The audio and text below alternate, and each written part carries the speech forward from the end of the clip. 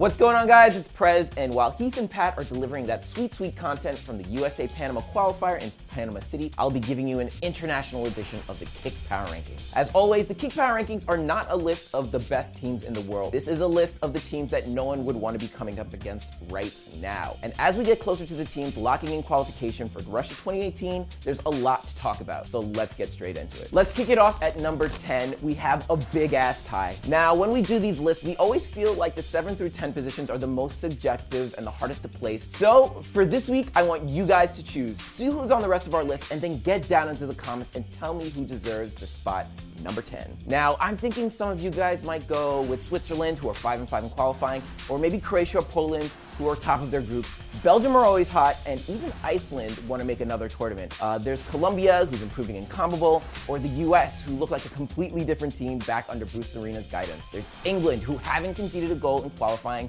so I'm curious to see what you guys think. And at number 9, we have Nigeria. This team is young and exciting, and while they didn't have qualifiers this break, they did play out a 1-1 draw with fellow African powerhouse Senegal in London. They rested usual starters like John Obi Mikel and Igalo and played the match with 8 players that were 24 or under, half which were under 21. Now, Leicester City's Ndidi stood out, bossing the midfield, and Man City's Nacho got the equalizer. We all need to take this team seriously going into next year with the amount of young talent that they have. And at number 8, it's Spain. This team is damn good and they know it, and they love any excuse to run up a score. And this time around, they beat up on Israel 4-1 through goals from Silva, Vitolo, Costa, and Isco. That means they have a plus 17 goal difference in qualifying, 19-4, 2 against, and they're tied on points with Italy, but hold the slight advantage on goal differential. And I don't think there's a backline in the world that wants to face them in Russia when they inevitably qualified. And at number 7, it's Mexico. El Tri continued their good work in the Hex with a 2-0 win over another one of CONCACAF's top teams, Costa Rica. Now, we all know how talented Costa Rica are and how much noise they made in the last World Cup, but going into the Azteca to face Mexico in a World Cup qualifier, you have to have a perfect day, and they did not. Chicharito got an early goal, Araujo got another on the stroke of halftime, which means Mexico sit atop of the qualifying group, having already beaten the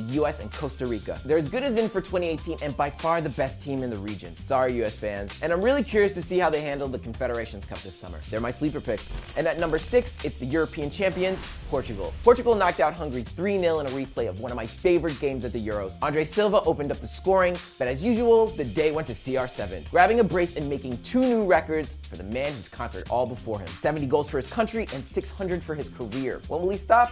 Hopefully never. And for Portugal, that's now their 4th straight win in the group after an opener loss to the Swiss. And at number 5, it's Argentina. Remember all the doom and gloom around Argentina's qualifying campaign when they lost to Paraguay, dropped points to Venezuela and Peru, or when they got beat up by Brazil? Yeah, me neither. Argentina knocked off Chile 1-0 to move a point behind second place Uruguay in the group. Messi converted an early penalty, which was enough to take the points, which puts them 7 points from that magic number 29 that people smarter than me claim is what you need in CONMEBOL to make the World Cup. Maybe we shouldn't be so quick to question this team. And a certain Leo Messi. And at number 4, it's Italy. Listen to this record. Italy has never lost a home World Cup qualifier in this World Cup setup. That's 51 played, 44 wins, 7 draws, and 0 losses, and Albania wasn't going to change that. Italy opened the scoring through a De Rossi penalty, and Immobile put away a second. And of course, they kept a clean sheet to celebrate the greatest goalkeeper in the history of the game's history of the game, 1,000, what? How do you say 1,000? Do I have a list? What am I going to tell my girlfriend? And of course, they kept a clean sheet to celebrate the greatest goalkeeper in the history of the game's 1,000 appearance for club and country, Gigi Buffon. Gigi is a 39-year-old god amongst men, and thankfully for Italian fans, he's taken his successors, Gigi Donnarumma and Alex Meret, under his wing, so that country is not going to have a goalkeeping crisis for a while. And on a side note, can we talk about the pyro from the Albanians? It was mad.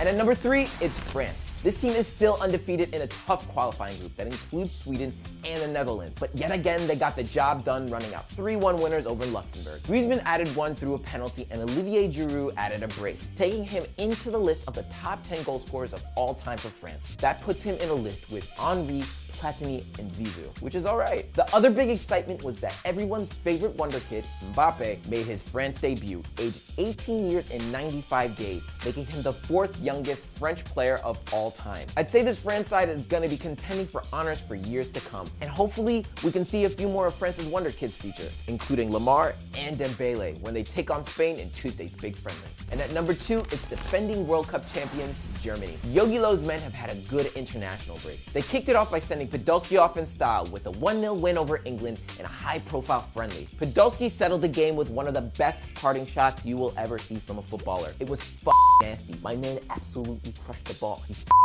My man absolutely crushed the ball into Joe Hart's top corner, ruining Joe's night and walking off into the sunset. If that were me, I would have just walked off the pitch, dropped the mic, and went home. Game over.